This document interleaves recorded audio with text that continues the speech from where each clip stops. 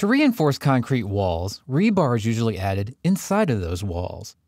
The area reinforcement command allows for entire areas to have that reinforcement added at once. In this example, we'll add that reinforcement to part of a foundation wall. To do this, we'll go to the west elevation and reinforce that portion of the wall. So, underneath the project browser, we're going to move down and we're going to find our west elevation and just double click on that.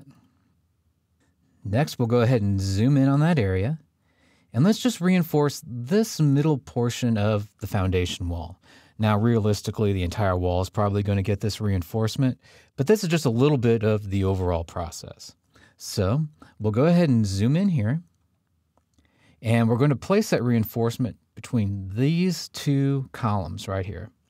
So, to begin with, we'll move up to Structure, and we're going to look for Area Reinforcement. So select on the word area. Next, it's going to ask us for the floor or wall to add this area reinforcement to. In this case, it's going to be a wall, so move up to the very top of this wall and select on the top of the wall.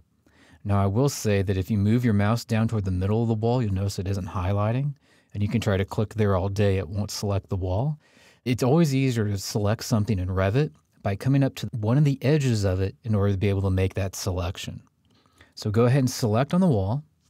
Everything sort of grays itself out, but it just means that the structural reinforcement command is now in effect.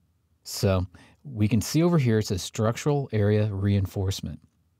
And if we look at the properties over here, we can see that it's going to be doing what's called a maximum spacing of however many feet that we specify. In this case, it's going to be every foot. We're going to have a new piece of rebar put inside of our wall.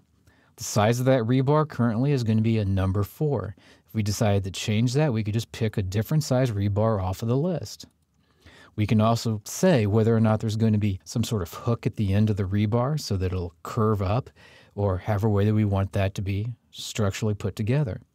And all this is already contained inside of the properties of this structural reinforcement. If you want to change any of it, you can just come in here and change the properties of it, and that's how it'll show when we place it into the wall. So now we need to actually draw where in this wall this structural reinforcement is going to show up. So in order to be able to do this, usually I just start using my drawing tools and draw it in this location.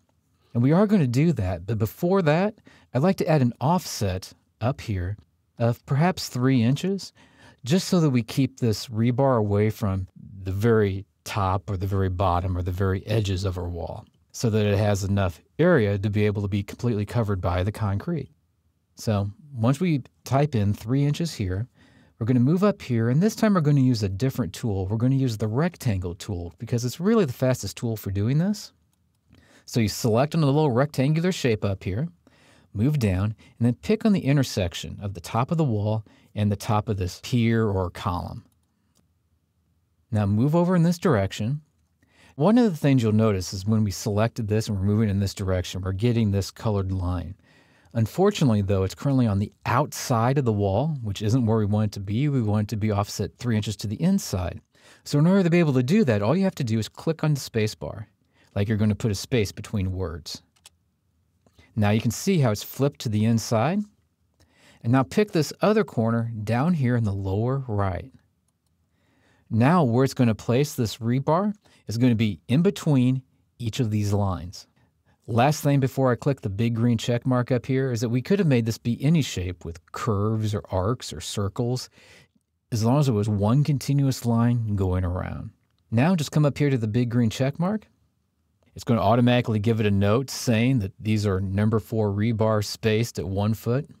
And if we decide to take a look at it in a section view, we can come up here and just double click on the little section head here. We can now zoom in and we can see how every 1 foot there's a piece of rebar going in this direction, a piece of rebar going in this direction, and there's rebar coming up here as well as rebar coming down here. So it put the entire thing of rebar spaced exactly the way it showed in the properties inside of our wall. So area of reinforcement allows you to model all your structural reinforcement in an area simultaneously without the need to draw each bar individually.